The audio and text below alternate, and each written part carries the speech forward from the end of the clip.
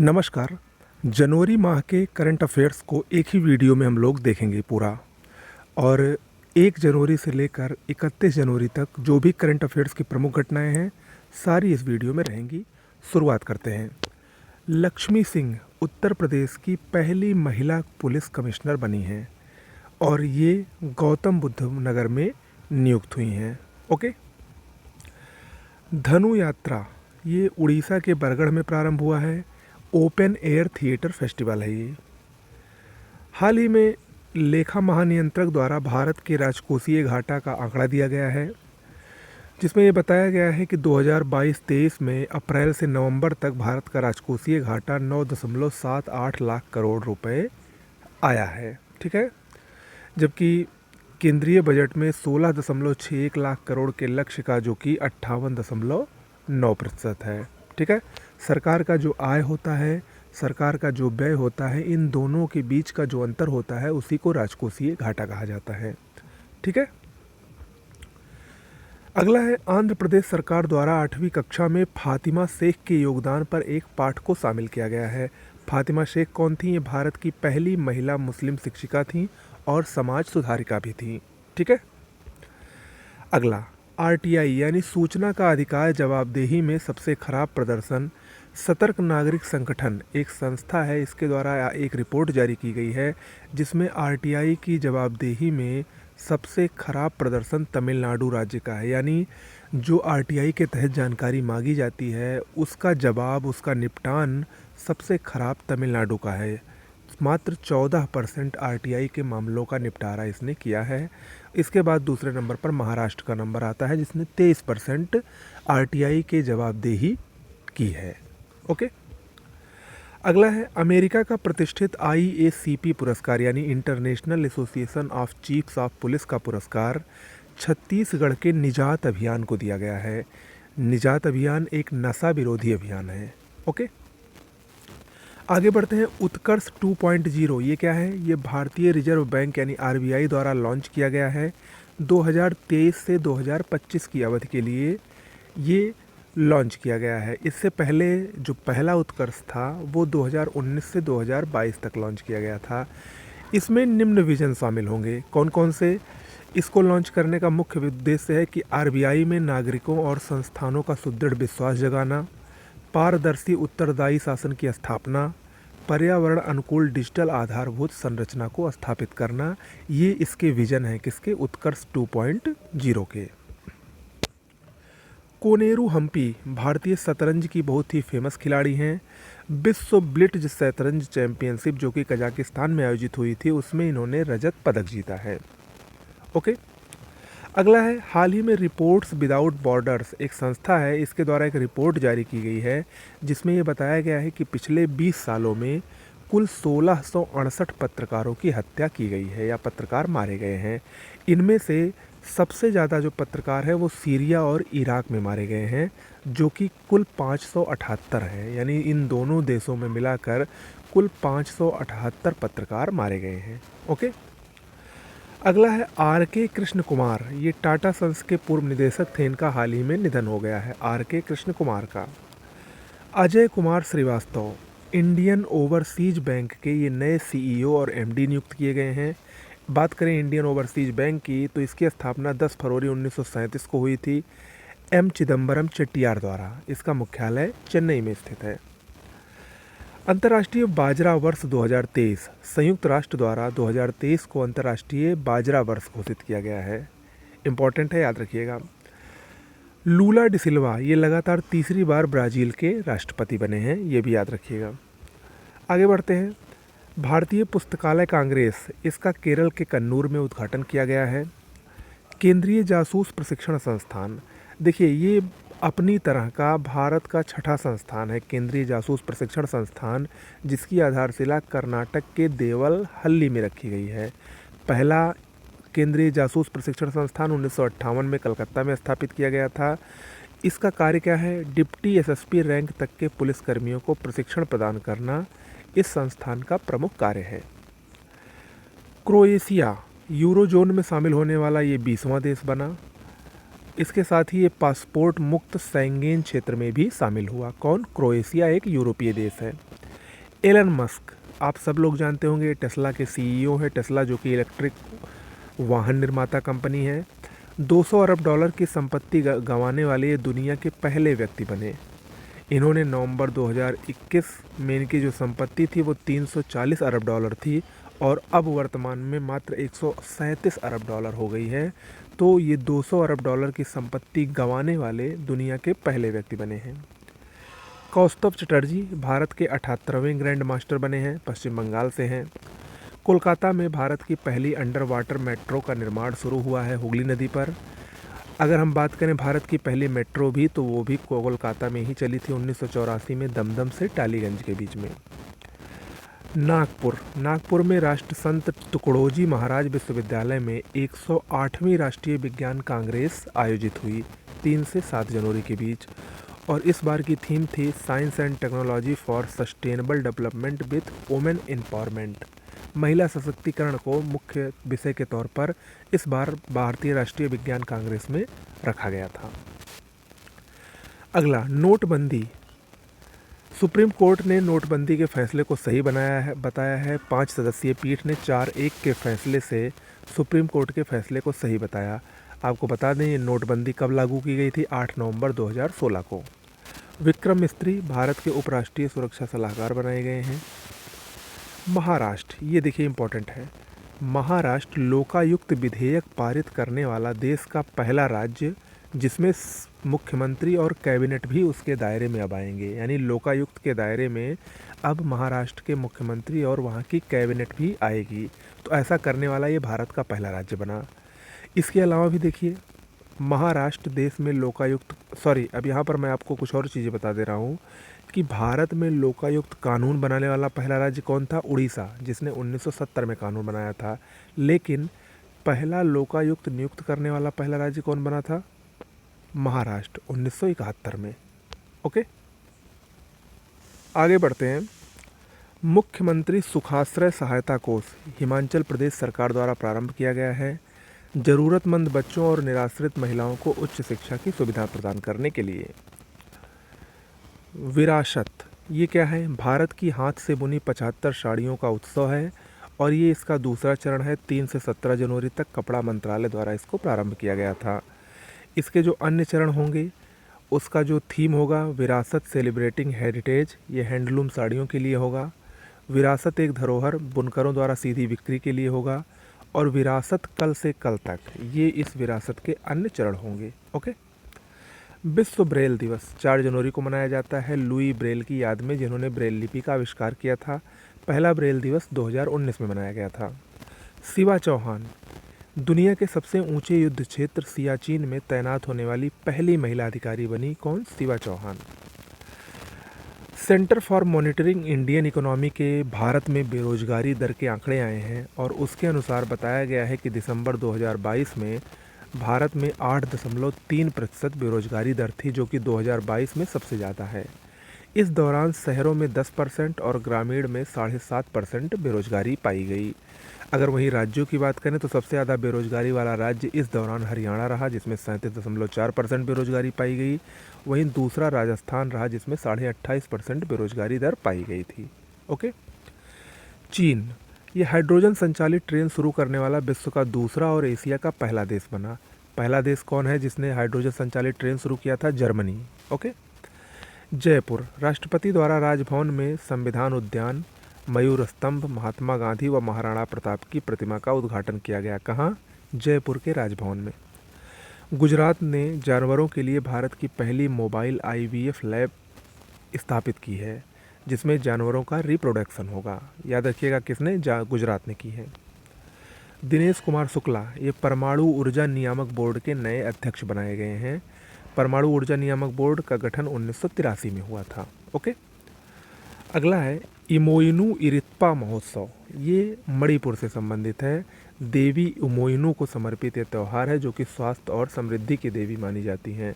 इसके अलावा गान नगाई त्यौहार, जो कि जेलिया ग्रोग समुदाय का त्यौहार है, ये भी मणिपुर में ही मनाया जाता है। तो ये दोनों याद रखिएगा। मनोहर अंतर्राष्ट्रीय हवाई अड्डा, ये गोवा के मोपा ग्रीनफील्ड हवाई अड्डे का नया नाम है, जो कि गोवा के पूर्व मुख्यमंत्री स्वर्गीय मनोहर पारिकर की याद में रखा गया है। राष्ट्रीय हरित हाइड्रोजन मिशन देख लीजिए, इंपॉर्टेंट है। केंद्रीय मंत्रिमंडल द्वारा इसको मंजूरी प्रदान की गई हाल ही में, कुल 19,744 करोड़ रुपए के परिव्यय के साथ। इसका उद्देश्य है भारत को हरित हाइड्रोजन उत्पादन में वैश्विक केंद्र बनाना। लक्ष्य इसका क्या है? 2030 तक 1,25,000 मेगावाट की नवीकरणीय ऊर्जा क्षमता वृद्धि के साथ हर साल 50 लाख टन हरित हाइड्रोजन उत्पादन करना। ये राष्ट्रीय हरित हाइड्रोजन मिशन का लक्ष्य है। मैथिली ठाकुर भारत निर्वाचन आयोग द्वारा बिहार की स्टेट आइकॉन नियुक्त की गई हैं। आपको पता है ये कौन है? प्रख्यात लोक गायिका हैं। देखिए, आगे बढ़ने से पहले हम आपको बता दें, इसकी पीडीएफ आपको हमारे टेलीग्राम चैनल पर मिल जाएगी। टेलीग्राम चैनल पर ज़्यादा से ज़्यादा लोग जुड़ें, डिस्क्रिप्शन बॉक्स में लिंक दिया गया है, आप उस लिंक से जुड़ सकते हैं, या डायरेक्ट टेलीग्राम चैनल पर जाइए और @ आगे हमारे चैनल का नाम अमन स्टडी पॉइंट लिख कर सर्च कर लें, आपको मिल जाएगा। वहाँ पर डेली क्विज हो रही है, वहाँ पर आपको डेली करंट अफेयर्स के और भी जो इम्पोर्टेंट करंट अफेयर्स है वो दिए जाते हैं। परीक्षा से संबंधित इंपॉर्टेंट जानकारियाँ भी दी जाती हैं और ये पीडीएफ भी वहीं पर शेयर की जाएगी, तो ज़रूर ले लें। आगे बढ़ते हैं। विश्व की सबसे लंबी नदी क्रूज का अभी हाल ही में 13 जनवरी को प्रधानमंत्री मोदी ने शुभारंभ किया और ये क्रूज उत्तर प्रदेश के वाराणसी से असम के डिब्रूगढ़ तक होगी। कुल 4000 किलोमीटर की दूरी इस दौरान ये क्रूज तय करेगी। ओके, अगला है रविंद्र संगीत की दिग्गज गायिका सुमित्रा सेन का हाल ही में निधन हुआ। वे पश्चिम बंगाल से संबंधित थीं। विश्व पक्षी दिवस 5 जनवरी को मनाया जाता है। पहला पक्षी दिवस कब मनाया गया? 2002 में। हाल ही में यूएनएससी यानी यूनाइटेड नेशन सिक्योरिटी काउंसिल के नए अस्थायी सदस्य बने हैं और वो अस्थायी सदस्य कौन हैं? इक्वाडोर, जापान, माल्टा, मोजाम्बिक और स्विट्जरलैंड। और इन्होंने इस पद पर भारत, केन्या, नॉर्वे, आयरलैंड और मैक्सिको का स्थान लिया है, जिनका कार्यकाल हाल ही में खत्म हो गया था। ओके, चलिए आगे बढ़ते हैं। केरल का तिरुवनंतपुरम चर्चा में है क्योंकि यहाँ विश्व का पहला ताड़ के पत्ते का पांडुलिपि संग्रहालय बनाया गया है, जिसमें त्रावणकोर साम्राज्य की लोकप्रिय कहानियों को दर्शाया जाएगा। G20 की हाल ही में पहली बैठक हुई, 31 जनवरी को होनी है, पुडुचेरी में ही होगी। 31 जनवरी को हो गई है G20 की पहली बैठक पुडुचेरी में। आपको पता है कि भारत इस वर्ष G20 का अध्यक्ष है। 30 दिसंबर 2023 तक भारत G20 का अध्यक्ष रहेगा। G20 का गठन 1999 में हुआ था। वाटर विजन @2047, ये क्या है? ये जल पर पहला अखिल भारतीय वार्षिक राज्य मंत्रियों का सम्मेलन है, मध्य प्रदेश के भोपाल में हुआ। बेलिंडा क्लार्क, ये पूर्व ऑस्ट्रेलियाई क्रिकेटर हैं। सिडनी क्रिकेट ग्राउंड में इनकी एक कांस्य प्रतिमा का अनावरण किया गया है। अमेरिका मधुमक्खियों के लिए विश्व के पहले टीके को उपयोग को मंजूरी प्रदान की और ये उसने फुल ब्रूड रोग, एक प्रकार का रोग होता है, इससे बचाव के लिए दी है। Varanasi cantt railway station 5 star eat right station का इसको प्रमाण पत्र मिला है FSSAI द्वारा। ठीक है। कालाजार, ये क्या है? ये मलेरिया के बाद विश्व में परजीवियों के कारण मृत्यु में दूसरा सबसे बड़ा कारक है। इसका परजीवी क्या है? जीनस लीशमानिया पैरासाइट और इसकी वाहक होती है बालू मक्खी। तो इस कालाजार को रोकने के लिए भारत ने नेपाल और बांग्लादेश यानी पड़ोसी देशों के साथ एक त्रिपक्षीय समझौता किया है। भारत ने 2023 में इसको ख़त्म करने के लिए यानी इसका उन्मूलन का लक्ष्य रखा है, जबकि इससे पहले राष्ट्रीय स्वास्थ्य नीति 2002 में इसको 2010 तक ख़त्म करने का लक्ष्य रखा गया था, लेकिन आगे बढ़ाकर 2015 तक कर दिया गया था और अब इसको इसी साल यानी 2023 तक इस बीमारी को जड़ से ख़त्म करने का लक्ष्य भारत से रखा गया है। ओके, कालाजार। हैदराबाद, ये 100% सीवरेज सिस्टम वाला भारत का पहला शहर है। कौन? हैदराबाद। आगे बढ़ते हैं। बैगनी उत्सव पर्पल फेस्ट, ये कहाँ पर आयोजित हुआ? गोवा में 6 से 8 जनवरी के बीच में। ये भारत में अपनी तरह का पहला उत्सव है। मुख्य फोकस इसमें क्या था? दिव्यांगता के प्रति भेदभाव, कलंक जैसी बाधा को दूर करना। अगला है निक्केई एशिया की एक रिपोर्ट आई है जिसमें बताया गया है कि भारत विश्व का तीसरा सबसे बड़ा ऑटो बाजार है। नंबर 1 पर चीन है, नंबर 2 पर अमेरिका है और नंबर 3 पर भारत है। ओके, अगला भी बहुत ही महत्वपूर्ण है, जगह मिशन। ये क्या है? विश्व का सबसे बड़ा झुग्गी उन्नयन कार्यक्रम है। उड़ीसा को पहला झुग्गी मुक्त राज्य बनाने के लिए ये मिशन चलाया गया है और इस मिशन ने UN द्वारा हैबिटेट अवार्ड 2023 जीता है। ठीक है, इसलिए भी ये महत्वपूर्ण है। इससे पहले इस जगह मिशन ने 2015 में विश्व आवास पुरस्कार भी जीता था। प्राणेश एम भारत के 79वें ग्रैंड मास्टर हैं और ये 2023 के पहले हैं, इसलिए महत्वपूर्ण है। अंबेडकर ए लाइफ हाल ही में शशि थरूर की पुस्तक है, ये लॉन्च हुई है, याद रखिएगा, अंबेडकर ए लाइफ। हैदराबाद, यहाँ पर पहली बार फार्मूला ई वर्ल्ड चैम्पियनशिप रेस की मेज़बानी हो रही है। 11 फरवरी को ये रेस प्रारंभ हुई थी। जियान लूका वियाली, ये इटली के दिग्गज फुटबॉलर रहे थे, इनका हाल ही में निधन हो गया। प्रवासी भारतीय दिवस 9 जनवरी को मनाया गया भारत में प्रवासी भारतीय दिवस, जिसकी शुरुआत 2003 से हुई थी। ये क्यों मनाया जाता है? क्योंकि 9 जनवरी 1915 को महात्मा गांधी दक्षिण अफ्रीका से भारत वापस लौटे थे। उन्हीं की उपलक्ष्य में ये प्रवासी भारतीय दिवस प्रत्येक वर्ष 9 जनवरी को मनाया जाता है। इसके उपलक्ष्य में प्रवासी भारतीय सम्मेलन का भी आयोजन किया जाता है। प्रथम प्रवासी भारतीय सम्मेलन 2003 में दिल्ली में हुआ था और ये पहले प्रत्येक वर्ष होता था, लेकिन 2015 से इसको प्रत्येक 2 वर्ष में मनाया जाता है। और इस बार का जो 2023 में प्रवासी भारतीय सम्मेलन हुआ वो 17वां प्रवासी भारतीय सम्मेलन था, जो कि मध्य प्रदेश के इंदौर में हुआ। ओके, डायरी नंबर 1 ये रंजन गोगोई की पुस्तक है, जो कि पूर्व मुख्य न्यायाधीश थे भारत के। उमरान मलिक भारत के सबसे तेज गेंदबाज बने हैं। इन्होंने 155 किलोमीटर प्रति घंटे की रफ्तार से एक गेंद फेंकी। चेन्नई, महिलाओं को रोजगार देने में चेन्नई प्रथम स्थान पर है। अवतार नामक एक संस्था की रिपोर्ट आई है और इसमें यह भी बताया गया है कि जो दक्षिण भारत के शहर हैं वो महिलाओं को रोजगार देने में सबसे बेहतर हैं। DY चंद्रचूड़ ये भारत के 50वें मुख्य न्यायाधीश बने। इनको award for global leadership Harvard विश्वविद्यालय द्वारा अवार्ड फॉर ग्लोबल लीडरशिप प्रदान किया गया है। माउंट मेरापी ज्वालामुखी इंडोनेशिया के जावा द्वीप पर स्थित है। अभी हाल ही में इसमें फिर से विस्फोट हुआ है और इससे पहले भी जनवरी में विस्फोट इसमें हुआ था। ओके, पूर्वोत्तर कृषि कुंभ 2023 ये मेघालय में संपन्न हुआ। नरेंद्र सिंह तोमर जो कि भारत के कृषि मंत्री हैं, उनके द्वारा इसका उद्घाटन किया गया। अगला है अंतर्राष्ट्रीय पतंग महोत्सव 2023, ये अहमदाबाद में आयोजित हुआ। ये G20 की थीम एक धरती एक परिवार एक भविष्य पर आधारित था। 68 देशों के 125 पतंग उड़ाने वाले इसमें हिस्सा लेंगे। चेतन शर्मा ये भारतीय क्रिकेट कंट्रोल बोर्ड यानी BCCI के चयन समिति के अध्यक्ष बने हैं। उड़ीसा, भारत का पहला कोयला गैसीकरण आधारित तलचर उर्वरक संयंत्र की स्थापना उड़ीसा में की गई है। केरल, भारत का पहला पूरी तरह से डिजिटल बैंकिंग वाला राज्य बना। मोस्ट इम्पॉर्टेंट है, कौन बना? केरल। RBI द्वारा भारत में विदेशी मुद्रा के भंडार के आंकड़े जारी किए गए हैं। 30 दिसंबर 2022 तक के ये आंकड़े हैं। इसके अनुसार 30 दिसंबर 2022 तक भारत में $562.85 बिलियन भारत का विदेशी मुद्रा भंडार था। 2022 में कुल $70.1 बिलियन की गिरावट देखी गई है भारत के विदेशी मुद्रा भंडार में। अगर विदेशी मुद्रा भंडार की हम बात करें ग्लोबली, तो टॉप 3 देश में नंबर 1 पर चीन है, जिसके पास $3.28 ट्रिलियन का विदेशी मुद्रा भंडार है। दूसरे पर जापान $1.22 ट्रिलियन के साथ और तीसरे पर स्विट्जरलैंड है $885.7 बिलियन के साथ। केसरीनाथ त्रिपाठी पश्चिम बंगाल के पूर्व राज्यपाल और पूर्व उत्तर प्रदेश विधानसभा अध्यक्ष थे। इनका हाल ही में निधन हो गया।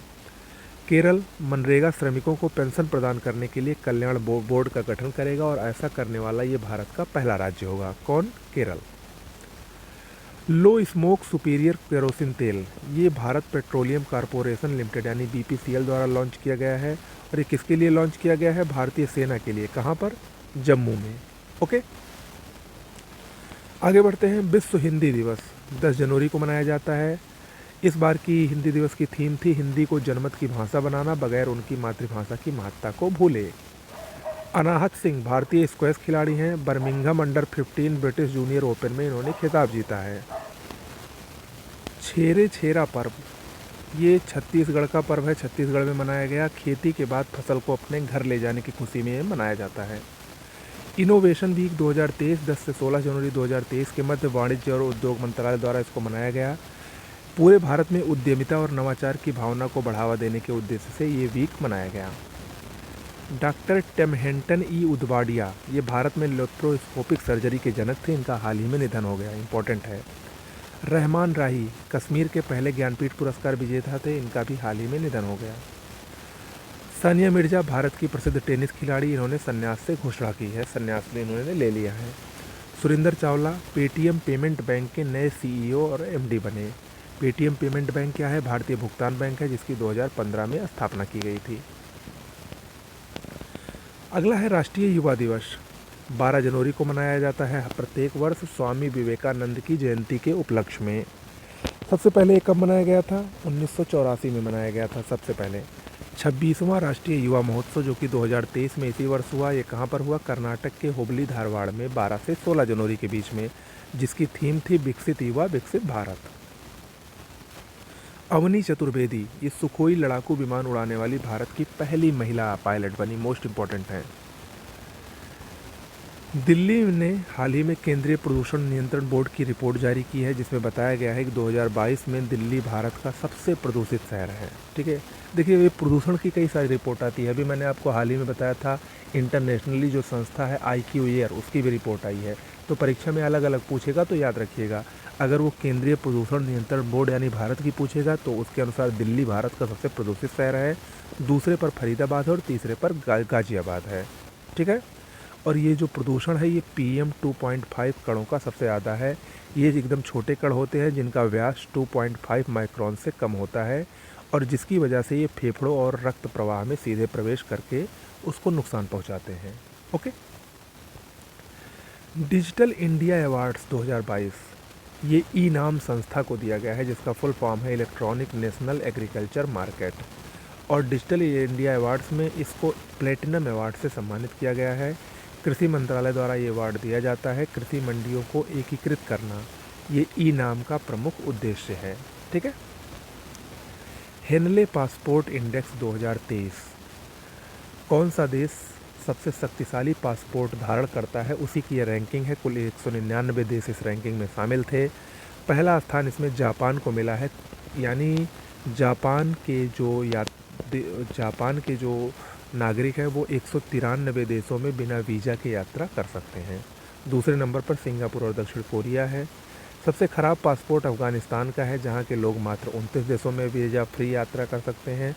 भारत का स्थान 85वां है। भारत के लोग 59 देशों की यात्रा बिना वीज़ा के कर सकते हैं। ओके, गोल्डन ग्लोब अवार्ड 2023 ये इस बार का 80वां संस्करण था। इसमें बेस्ट फिल्म का अवार्ड द फेबलमैन्स को दिया गया, जबकि बेस्ट फिल्म कॉमेडी का अवार्ड द बसीन्स ऑफ इंसिरिन को दिया गया। वहीं बेस्ट सॉन्ग का अवार्ड RR मूवी के नाटू नाटू सॉन्ग को दिया गया था। ठीक है, गोल्डन ग्लोब अवार्ड इंपॉर्टेंट है। ICC cricketer of the month दिसंबर के लिए पुरुषों में इंग्लैंड के हैरी ब्रूक को और ऑस्ट्रेलिया की महिलाओं में एशले गार्डनर को ICC cricketer of the month दिसंबर के लिए चुना गया। ठीक है, AC चार्डिया ये भारतीय मूल के वैज्ञानिक हैं। नासा में नए चीफ टेक्नोलॉजिस्ट नियुक्त किए गए हैं। नासा की बात करें तो 29 जुलाई 1958 को नासा की स्थापना हुई थी। इसका मुख्यालय वाशिंगटन DC में है। नासा का फुल फॉर्म है National Aeronautics and Space Administration. Okay, Lakhimpur Kheri Uttar Pradesh के लखीमपुर खीरी जिले में स्थित रसगुल्ले और खोया रेवड़ी को GI टैग मिला है। GI यानी ज्योग्राफिकल इंडिकेशन, भौगोलिक संकेतक टैग मिला है। अगला है जनजातीय नृत्य महोत्सव 2023। इसका नई दिल्ली में 23 से 24 जनवरी को उद्घाटन हुआ और इसका उद्देश्य है देश के बहादुरों के बलिदान को याद करना और जनजातीय संस्कृति की सुंदरता का प्रदर्शन करना। अगला है जादूनामा। ये क्या है? जावेद अख्तर पर लिखी गई किताब है। इसका हाल ही में विमोचन किया गया। अगला है सेना दिवस।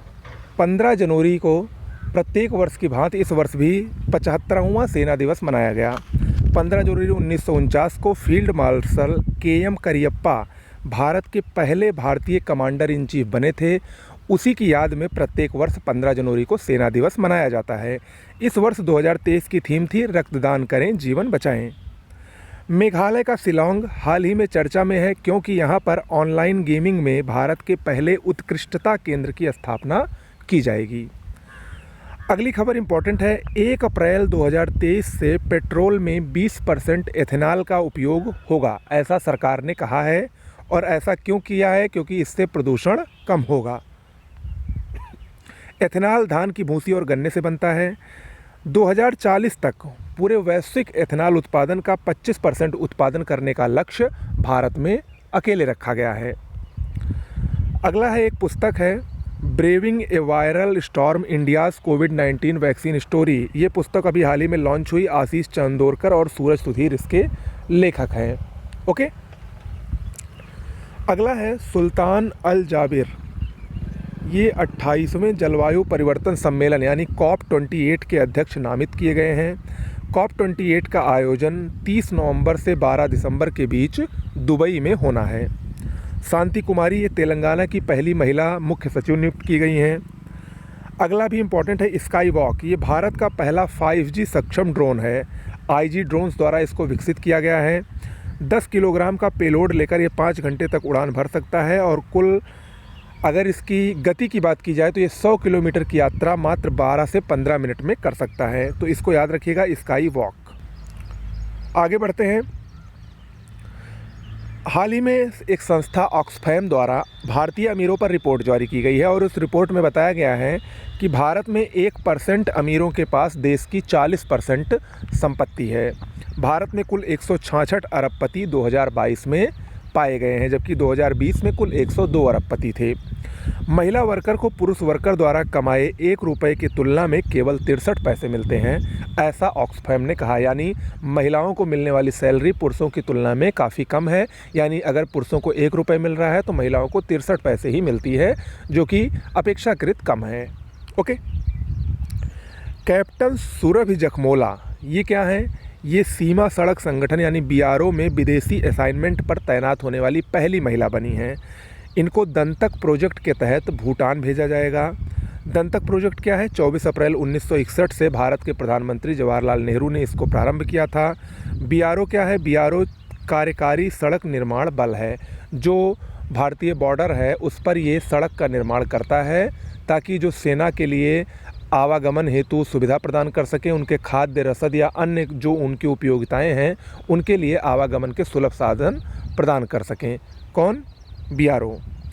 राजस्थान ये अंधता नियंत्रण पॉलिसी लागू करने वाला भारत का पहला राज्य बना है और ऐसा इसने दृष्टिबाधित लोगों के जीवन में रोशनी लाने के लिए किया है। ओके। आगे बढ़ते हैं। आर बोनी गैब्रियल ये 2022 की मिस यूनिवर्स बनी हैं। कहाँ की हैं? अमेरिका की हैं। इससे पहले 2021 में भारत की हरनाज सिंधु मिस यूनिवर्स थी। ठीक है। मिस यूनिवर्स की बात करें तो इस प्रतियोगिता की शुरुआत 1952 से हुई थी। पहली मिस यूनिवर्स फिनलैंड की आर्मी कुसेला थी, जबकि भारत की पहली मिस यूनिवर्स कौन थी? 1994 में सुष्मिता सेन ये भारत की पहली मिस यूनिवर्स बनी थी। 28वां क्रिटिक्स चॉइस अवार्ड 2023 इसका आयोजन अमेरिका में हुआ और इसमें RRR को बेस्ट फॉरेन फिल्म और नाटू नाटू को सर्वश्रेष्ठ गीत का पुरस्कार मिला इसमें। ओके। तो ये 2 पुरस्कार बेस्ट क्रिटिक्स चॉइस अवार्ड में RR मूवी ने हासिल किए हैं, बेस्ट फॉरेन फिल्म का, और नाटू नाटू को RR का ही गाना है, इसको सर्वश्रेष्ठ गीत का पुरस्कार भी मिला है। चक्रवात 1 ये क्या है? ये भारत और मिस्र का विशेष बलों को शामिल करते हुए पहला सैन्य अभ्यास है। राजस्थान के उदयपुर में उदयपुर में आयोजित किया गया। आपको बता दें कि मिस्र जो है ये G20 में भारत द्वारा आमंत्रित देश है। G20 की अध्यक्षता भारत कर रहा है। ओके। वरुण 2023 ये भारत और फ्रांस के बीच का सैन्य अभ्यास है। इसका 21वां संस्करण हाल ही में संपन्न हुआ और इस सैन्य अभ्यास की शुरुआत सर्वप्रथम 1993 में हुई थी। नील कुरुंजी इसका वैज्ञानिक नाम है स्ट्रोबिलैंथस कुंथियाना। ये क्या है? ये पर्यावरण मंत्रालय द्वारा वन्य जीव संरक्षण अधिनियम 1972 की अनुसूची 3 के तहत संरक्षित पौधों में इसको शामिल किया गया है हाल ही में। ये नीलगिरी पहाड़ी के खासकर 16 वनों में पाया जाता है और इसकी सबसे बड़ी खासियत क्या है कि ये प्रत्येक 12 वर्ष के बाद इसमें एक फूल खिलता है। हाल ही में कुछ लोगों द्वारा इसको क्षति पहुंचाई जा रही थी, जिसके तहत पर्यावरण मंत्रालय ने ये निर्णय लिया है और इसको अनुसूची 3 के तहत संरक्षित पौधों में शामिल किया है। यानी अब इसको अगर कोई नुकसान पहुंचाएगा तो उसको जेल होने के साथ साथ भारी जुर्माना भी देना पड़ सकता है। ओके। अगला है विश्व आर्थिक मंच सम्मेलन 2023। ये स्विट्जरलैंड के दावोस में प्रारंभ हुआ। इसकी थीम इस बार की है cooperation in a fragmented world, यानी विभाजित दुनिया में सहयोग। विश्व आर्थिक मंच की स्थापना 1971 में हुई थी। इसका हेडक्वार्टर कोलोगनी में है और ये एक गैर लाभकारी संस्था है। अब्देल फतेह अल सीसी, ये कौन है? ये मिस्र के राष्ट्रपति हैं। इन्होंने भारत के गणतंत्र दिवस 2023 में मुख्य अतिथि के रूप में हिस्सा लिया। उत्तर प्रदेश, ये एक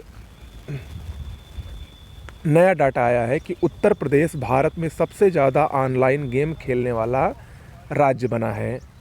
दूसरे नंबर पर महाराष्ट्र और तीसरे नंबर पर गाज़ियाबाद है। तो यानी भारत में सबसे ज़्यादा ऑनलाइन गेम किस राज्य में खेला जाता है? तो वो उत्तर प्रदेश में खेला जाता है। और उत्तर प्रदेश में भी लखनऊ, कानपुर, वाराणसी, गाज़ियाबाद और प्रयागराज टॉप पर हैं। यहाँ पर पूरे भारत के 60% गेमर्स पाए जाते हैं। ओके, चलिए आगे बढ़ते हैं। अमेजन विश्व का सबसे मूल्यवान ब्रांड बना है। ब्रांड फाइनेंस की ग्लोबल 500 की 2023 की रिपोर्ट हाल ही में जारी हुई है, जिसके अंतर्गत विश्व के शीर्ष 3 मूल्यवान ब्रांडों में नंबर 1 पर अमेजन है, जिसकी ब्रांड वैल्यू $299.3 बिलियन है। दूसरे नंबर पर एप्पल है, जिसकी ब्रांड वैल्यू $297.5 बिलियन है। और तीसरे नंबर पर गूगल है, जिसकी ब्रांड वैल्यू $281.4 बिलियन है। वहीं भारत का सबसे मूल्यवान ब्रांड टाटा है, जिसका इस सूची में 69वां स्थान है। ओके, परख, ये क्या है? इसका फुल फॉर्म है performance appraisal review and analysis of knowledge for holistic development. इसको एनसीईआरटी द्वारा भारत के पहले राष्ट्रीय मूल्यांकन नियामक को अधिसूचित किया गया है। ठीक है, उसका नाम क्या है? परख। एनसीईआरटी क्या है? National council for education research and training. 1961 में इसकी स्थापना हुई थी। इसका हेडक्वार्टर दिल्ली में है। ओके, केरल का कोल्लम हाल ही में चर्चा में है, क्योंकि ये भारत का पहला संविधान साक्षर जिला बना है। मोस्ट इंपॉर्टेंट है ये, भारत का पहला संविधान साक्षर जिला कौन है? केरल का कोल्लम। हॉकी विश्व कप 2023 जो कि भारत में हो रहा है, हॉकी विश्व कप संपन्न हो गया है। इसमें नीदरलैंड ने हॉकी विश्व कप इतिहास की सबसे बड़ी जीत दर्ज की है। चिली को 14-0 से हराया है। इससे पहले इतने बड़े मार्जिन से किसी ने किसी को नहीं हराया था। तो नीदरलैंड ने इतिहास रचते हुए 14-0 से चिली को हराकर हॉकी विश्व कप के इतिहास की अब तक की सबसे बड़ी जीत दर्ज की है। अरुणा मिलर, ये क्यों चर्चा में है? अमेरिका के मैरीलैंड राज्य की पहली भारतीय अमेरिकी लेफ्टिनेंट गवर्नर बनी है। मारिया ब्रानेस मोरेरा, ये स्पेन की हैं। विश्व की सबसे ज़्यादा उम्र की ये जीवित इंसान हैं। इनकी उम्र 115 साल की है। नीलमणि फूकन, हाल ही में इनका निधन हो गया। ये एक असमिया कवि थे और 2020 में ज्ञानपीठ पुरस्कार के विजेता भी थे। भार ओएस मोस्ट इम्पॉर्टेंट है, ये स्वदेशी मोबाइल ऑपरेटिंग सिस्टम है। आईआईटी मद्रास ने इसको विकसित किया है। प्रवीण शर्मा, राष्ट्रीय स्वास्थ्य प्राधिकरण के नए निदेशक नियुक्त किए गए हैं। प्रवीण शर्मा। आगे बढ़ते हैं। 8वां भारतीय अंतर्राष्ट्रीय विज्ञान महोत्सव, ये 21 से 24 जनवरी 2023 के बीच में मध्य प्रदेश के भोपाल में हुआ। इसकी थीम थी moving towards Amritkaal with science, technology and innovation. अगर हम बात करें पहले भारतीय अंतर्राष्ट्रीय विज्ञान महोत्सव की, तो वो 2015 में हुआ था। ओके, अगला केरल का वायनाड, ये क्यों चर्चा में है? क्योंकि इसने सभी आदिवासियों को बुनियादी दस्तावेज जैसे आधार कार्ड, राशन कार्ड, जन्म प्रमाण पत्र, मृत्यु प्रमाण पत्र, वोटर आई कार्ड और बैंक खाता आदि सुविधाएं प्रदान करने वाला ये भारत का पहला जिला बना। किसको? सभी आदिवासियों को। ठीक है, अगला है भारत द्वारा मालदीव को खेल के बुनियादी ढांचे के विकास के लिए $4 करोड़ ऋण की सुविधा प्रदान की गई है। और ऐसा भारत ने अपने एक प्रसिद्ध अभियान फिट इंडिया या खेलो इंडिया के तहत किया है। ओके, क्रिस हिपकिंस, ये न्यूजीलैंड के नए पीएम बने हैं, लेबर पार्टी के हैं। और कुछ समय पहले जेसिका अंडर्न, जो कि न्यूजीलैंड की प्राइम मिनिस्टर थी, उन्होंने इस्तीफा दिया था। उनकी जगह ये नए न्यूजीलैंड के पीएम बने हैं, क्रिस हिपकिंस। एनआरपी, ये क्या है? Nature risk profile. ये यूएनईपी द्वारा लॉन्च किया गया है डब्ल्यूईएफ के दावोस सम्मेलन में।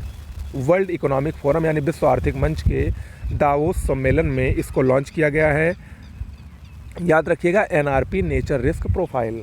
ये यूएनईपी क्या है? यूनाइटेड नेशन एनवायरनमेंट प्रोग्राम है। 1972 में इसकी स्थापना हुई थी। इसका हेडक्वार्टर केन्या के नैरोबी में है।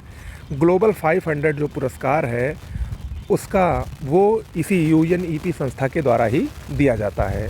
ओके, आगे बढ़ते हैं। पंकज कुमार सिंह, ये भारत के नए उपराष्ट्रीय सुरक्षा सलाहकार बनाए गए हैं। श्रीलंका ने 75वें स्वतंत्रता दिवस पर जवाहरलाल नेहरू के चित्र वाला डाक टिकट जारी किया है। तो प्रश्न पूछ सकता है कि हाल ही में किसने अपने 75वें स्वतंत्रता दिवस पर प्रधानमंत्री जवाहरलाल नेहरू के चित्र वाला डाक टिकट जारी किया, तो श्रीलंका होगा। ल्यूसिल रैंडन, इनका निधन हो गया। ये फ्रांस के 118 वर्ष के थे, विश्व के सबसे उम्रदराज व्यक्ति थे। इनका हाल ही में निधन हुआ, ल्यूसिल रैंडन। ओके, अगला है स्कूल ऑफ एमिनेंस प्रोजेक्ट। ये पंजाब सरकार द्वारा प्रारंभ किया गया है। सरकारी स्कूलों में शिक्षा के कायाकल्प के साथ विद्यार्थियों का समग्र विकास, इस उद्देश्य से कक्षा 9वीं से कक्षा 12वीं तक के बच्चों का समग्र विकास के लिए पंजाब सरकार द्वारा इसका शुभारंभ किया गया है। अंतर्राष्ट्रीय शिल्प शिखर सम्मेलन, ये उड़ीसा के जाजपुर में हुआ। पराक्रम दिवस 23 जनवरी को मनाया जाता है, सुभाष चंद्र बोस की जयंती पर। 2021 से ये प्रारंभ हुआ था। इस बार पराक्रम दिवस पर प्रधानमंत्री मोदी द्वारा अंडमान और निकोबार द्वीप समूह के 21 बड़े द्वीपों का नाम परमवीर चक्र विजेताओं के नाम पर रखा गया था। ओके, एमफैक्स 2023, ये क्या है? भारतीय नौसेना और वायुसेना का अभ्यास है। 17 से 22 जनवरी तक ये आंध्र प्रदेश के काकीनाडा में संपन्न हुआ। विक्रम देवदत्त कौन है? ये नागरिक उड्डयन महानिदेशालय यानी डीजीसीए के नए महानिदेशक बने हैं। नागरिक उड्डयन महानिदेशालय की स्थापना 1978 में हुई थी। महाराष्ट्र का पुणे चर्चा में है क्योंकि यहाँ पर भारत का सबसे गहराई पर स्थित मेट्रो स्टेशन बनेगा, जो कि ज़मीन से 33.1 मीटर नीचे होगा। न्यायमूर्ति ए.के. सीकरी, ये शूटिंग विश्व कप 2023 जो कि भोपाल में होगा, उसमें प्रशासक नियुक्त किए गए हैं, न्यायमूर्ति ए.के. सीकरी। असर मोस्ट इम्पॉर्टेंट है। ये असर क्या है? Annual status of education report, ये शिक्षा के क्षेत्र में जारी होने वाली मूल्यांकन रिपोर्ट है। एक एनजीओ है जिसका नाम है प्रथम, उसके द्वारा ये 2005 से प्रतिवर्ष जारी की जाती है। 2023 में इसको जो जारी किया गया, ये इसका 17वां संस्करण था और 2023 की रिपोर्ट जो जारी हुई है, ये वर्ष 2022 के लिए है। इसके अनुसार सरकारी स्कूलों में नामांकित बच्चों की संख्या 2018 में जो 65.6% थी, वो अब 2022 में 72.9% हो गई है। यानी सरकारी स्कूलों में बच्चों का नामांकन बढ़ा है, ऐसा इस असर रिपोर्ट में बताया गया है, जो कि परीक्षा की दृष्टि से महत्वपूर्ण है, याद रखिएगा। ओके, आगे बढ़ते हैं। उत्तर प्रदेश दिवस 24 जनवरी को मनाया गया। 24 जनवरी को प्रत्येक वर्ष उत्तर प्रदेश दिवस मनाया जाता है और इसकी घोषणा मई 2017 से की गई थी। और ये क्यों मनाया जाता है? क्योंकि 24 जनवरी 1950 को संयुक्त प्रांत का नाम बदलकर उत्तर प्रदेश किया गया था। यानी पहले उत्तर प्रदेश का नाम संयुक्त प्रांत था, 1950 में संयुक्त प्रांत का नाम बदलकर उत्तर प्रदेश किया गया और 2017 से उत्तर प्रदेश दिवस 24 जनवरी को मनाने का निर्णय लिया गया। 24 जनवरी को ही अंतर्राष्ट्रीय शिक्षा दिवस मनाया जाता है, 2018 से इसका प्रारंभ हुआ था। और 24 जनवरी को ही राष्ट्रीय बालिका दिवस भी मनाया जाता है। पहली बार राष्ट्रीय बालिका दिवस 2008 में मनाया गया। लड़कियों को उनके अधिकारों के प्रति जागरूक करना, इस उद्देश्य के साथ राष्ट्रीय बालिका दिवस मनाया जाता है। और ये क्यों मनाया जाता है? क्योंकि इसी 24 जनवरी के दिन ही 1966 में भारत की पहली महिला प्रधानमंत्री इंदिरा गांधी जी ने प्रधानमंत्री पद की शपथ ली थी, इसीलिए राष्ट्रीय बालिका दिवस मनाया जाता है। सुभाष चंद्र बोस आपदा प्रबंधन पुरस्कार 2023, ये संस्थागत श्रेणी में संयुक्त रूप से 2 संस्थाओं को दिया गया, उड़ीसा राज्य आपदा प्रबंधन प्राधिकरण और लुंगलेई फायर स्टेशन मिजोरम। इन दोनों को सुभाष चंद्र बोस आपदा प्रबंधन पुरस्कार 2023 से सम्मानित किया गया है। हिमाचल प्रदेश, इसने 2025 तक भारत का पहला हरित राज्य बनने का लक्ष्य रखा है। अहोम मैदान, ये क्या है? ये असम में स्थित शाही परिवारों का समाधि स्थल है। क्यों चर्चा में है? क्योंकि भारत द्वारा इसको यूनेस्को के विश्व धरोहर स्थल के लिए नामांकित किया गया है। इम्पॉर्टेंट है। अहोम मैदान कहाँ पर स्थित है? असम में स्थित है। ओके, गणतंत्र दिवस 26 जनवरी 2023 को भारत ने अपना 74वां गणतंत्र दिवस मनाया। क्यों मनाया जाता है? आप सबको पता है, 26 जनवरी 1950 को भारत का संविधान लागू हुआ था और इस वर्ष के मुख्य अतिथि थे मिस्र के राष्ट्रपति अब्देह फतह अल सिसी, जिसके बारे में अभी हमने आपको थोड़ी देर पहले बताया था। राष्ट्रीय मतदाता दिवस 25 जनवरी को मनाया जाता है। इस बार 13वां मतदाता दिवस मनाया गया था और पहली बार ये 2011 में मनाया गया। इस वर्ष की थीम थी वोटिंग बेमिसाल है, मैं अवश्य वोट देता हूँ। बालकृष्ण दोषी, मशहूर आर्किटेक्चर भारत के, इनका हाल ही में निधन हुआ। इनको प्रित्जकर पुरस्कार 2018 में दिया गया था, जबकि इनको 2020 में पद्म भूषण सम्मान से भी सम्मानित किया गया था। Pandit Hariprasad Chaurasia lifetime achievement award, ये प्रसिद्ध गायिका प्रभा अन्ने को दिया गया। भारत क्यों चर्चा में है? क्योंकि भारत जैविक खेती के अंतर्गत खेती विस्तार में विश्व में 3रे नंबर पर है। यानी पहले नंबर पर अर्जेंटीना है, दूसरे नंबर पर उरुग्वे है। भारत के पास 3,59,000 हेक्टेयर भूमि जैविक खेती के अंतर्गत इस समय प्रयोग में लाई जा रही है। ठीक है, तो भारत विश्व में तीसरे नंबर पर है। चंडीगढ़ में उत्तर भारत की सबसे बड़ी तैरती सौर परियोजना का उद्घाटन हाल ही में किया गया था। कहाँ पर? चंडीगढ़ में। बात करते हैं मोस्ट इम्पॉर्टेंट पॉइंट्स की। पद्म पुरस्कार 2023। इस वर्ष कुल 106 व्यक्तियों को पद्म पुरस्कार प्रदान किए गए, जिसमें पद्म पुरस्कार आपको पता है कि 3 कैटेगरी में प्रदान किए जाते हैं, पद्म विभूषण, पद्म भूषण और पद्मश्री, जिसमें 6 को पद्म विभूषण, 9 को पद्म भूषण और 91 लोगों को पद्मश्री पुरस्कार से नवाजा गया। 19 पुरस्कार विजेता इसमें महिलाएं थीं और 7 को मरणोपरांत ये पुरस्कार प्रदान किया गया है। देख लीजिए जल्दी से, खासकर पूछा जाता है ज़रूर। पद्म विभूषण 6 लोगों को मिला है, जिसमें बालकृष्ण दोषी को मरणोपरांत दिया गया है वास्तुकला के क्षेत्र से।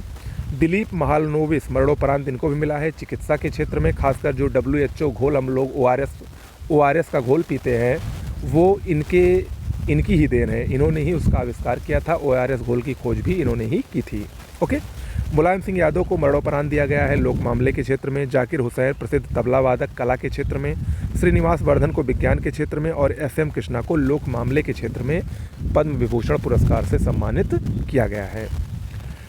पद्म भूषण कुल 9 व्यक्तियों को दिया गया है, जिसमें कुमार मंगलम बेड़ला, सुधा मूर्ति, SL भैरप्पा, दीपक धर, वाणी जयराम, स्वामी चिन्ना चियर, सुमन कल्याणपुर, कपिल कपूर और कमलेश जी पटेल हैं। ओके। वहीं अगर हम बात करें पद्मश्री, तो कुल 91 व्यक्तियों को पद्मश्री दिया गया है, लेकिन जो महत्वपूर्ण है खासकर उत्तर प्रदेश के या और भी जो अन्य लोग हैं उनको आप देख लीजिए जल्दी से। राधा चरण गुप्त, दिलसाद हुसैन, अरविंद कुमार, उमा शंकर पांडे, मनोरंजन साहू और विश्वनाथ प्रसाद तिवारी, ये सभी उत्तर प्रदेश से संबंधित है, इसलिए महत्वपूर्ण हैं। राकेश झुंझुनवाला को मरणोपरांत पद्मश्री दिया गया। MM कीरावनी, इनको भी पद्मश्री मिला है। ये RRR फिल्म की संगीतकार हैं, इंपॉर्टेंट हैं। रवीना टंडन प्रसिद्ध बॉलीवुड अभिनेत्री। हीराबाई लोबी, ये सिद्धि ट्राइब्स जो है इसके बीच इन्होंने शिक्षा पर काम किया है, इनको भी पद्मश्री मिला है। रतन चंद्राकर चिकित्सा के क्षेत्र में, ये अंडमान की जारवा जनजाति के लिए चिकित्सा का काम करते हैं। मुनीश्वर चंद्र डावर, ये भी चिकित्सा के क्षेत्र में वंचितों का इलाज करने के लिए बहुत ही फेमस हैं। VP अप्पू कुट्टन पोडोलम, ये प्रसिद्ध गांधीवादी हैं। KC रन रेम संगी, ये मिजोरम के प्रसिद्ध लोक गायक हैं। मंगला कांति राय, ये 102 वर्ष की हैं, सरिंदा वादक हैं। मोआ सुबोंग, ये नागा संगीतकार हैं। बिदवेल गोपाल और मासी सदाइया, ये इरूला जनजाति की विशेषज्ञ हैं और जहरीले सांपों को पकड़ने में माहिर हैं, इनको भी पद्मश्री पुरस्कार से नवाजा गया है। तुलाराम उप्रेती, जैविक खेती के लिए इनको पद्मश्री दिया गया है। ठीक है, तो ये कुछ प्रमुख व्यक्ति थे जिनको पद्मश्री पुरस्कार से नवाजा गया है, इंपॉर्टेंट है। आगे बढ़ते हैं, ICC के वार्षिक पुरस्कार 2022 को देखते हैं। ICC ने अपने वार्षिक पुरस्कार की घोषणा की है, जिसमें men's cricketer of the year का पुरस्कार पाकिस्तान के कप्तान बाबर आजम को दिया गया है। Women's cricketer of the year का पुरस्कार इंग्लैंड की नतालिया सीवर को दिया गया है। Men's T20 cricketer of the year का पुरस्कार भारत के सूर्य कुमार यादव को दिया गया है। वुमेंस इमर्जिंग प्लेयर का अवार्ड भारत की रेणुका सिंह को दिया गया है। ठीक है, याद रखिएगा। साबिर अली, इनका हाल ही में निधन हो गया। ये कौन थे? भारत के लौह पुरुष थे और 1981 में एशियाई एथलेटिक्स चैंपियनशिप में इन्होंने भारत को स्वर्ण पदक दिलाया था। विशाखापत्तनम रेलवे स्टेशन, ये ग्रीन रेलवे स्टेशन सर्टिफिकेट से इसको सम्मानित किया गया हाल ही में। आगे बढ़ते हैं, भारत पर्व। पर्यटन मंत्रालय द्वारा ये 6 दिवसीय 26 से 31 जनवरी तक दिल्ली के लाल किला में भारत पर्व का आयोजन किया गया। भारत पर्व की शुरुआत 2016 से हुई थी। ओके। ऑरेंज फेस्टिवल 2023, इसका आयोजन कहाँ पर किया गया? नागालैंड के कोहिमा में। जल जीवन मिशन संबंधी हाल ही में जो आंकड़े जारी किए गए हैं उसमें बताया गया है कि वर्तमान में अब तक 11 करोड़ से ज़्यादा घरों में नल के पानी का कनेक्शन पहुंच चुका है। जल जीवन मिशन की शुरुआत 15 अगस्त 2019 को प्रधानमंत्री मोदी ने की थी। ओके। वीर गार्जियन 2023 अभ्यास, ये भारत और जापान के बीच का वायु अभ्यास है। सी फीड्स द वर्ल्ड कार्यक्रम, ये पेप्सिको और केयर फाउंडेशन द्वारा मिलकर शुरू किया गया है। क्यों? कृषि क्षेत्र में महिलाओं को सशक्त बनाने के लिए। नई दिल्ली में जैविक गुणवत्ता पर राष्ट्रीय शिखर सम्मेलन आयोजित हुआ हाल ही में। भारत, ये श्रीलंका के ऋण पुनर्गठन कार्यक्रम का समर्थन करने वाला पहला देश बना है। कौन? भारत। संगम, ये क्या है? ये भारत और इंडोनेशिया के बीच संयुक्त युद्धाभ्यास है। राजीव लक्ष्मण करंदीकर ये राष्ट्रीय सांख्यिकी आयोग के नए अध्यक्ष बने हैं। 2006 में इसकी स्थापना हुई थी राष्ट्रीय सांख्यिकी आयोग की। मुगल गार्डन मोस्ट इंपॉर्टेंट है, राष्ट्रपति भवन में स्थित है मुगल गार्डन। इसके नाम में हाल ही में परिवर्तन कर दिया गया, अब मुगल गार्डन को अमृत उद्यान के नाम से जाना जाएगा, ये इसका नया नाम है। ओके, आगे बढ़ते हैं।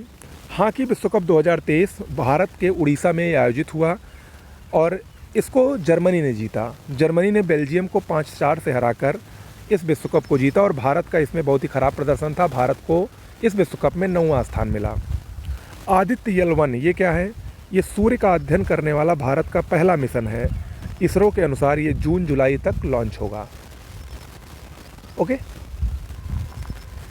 एरो इंडिया शो 2023 ये 13 से 17 फरवरी तक बेंगलुरु में आयोजित हुआ।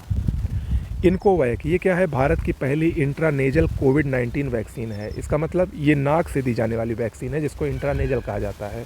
ये भारत की पहली है। इनकोवैक नाम याद रखिएगा। पेट्र पावेल ये चेक गणराज्य के नए राष्ट्रपति बने हैं, नाटो के पूर्व अध्यक्ष भी थे। शहीद दिवस 30 जनवरी को मनाया गया।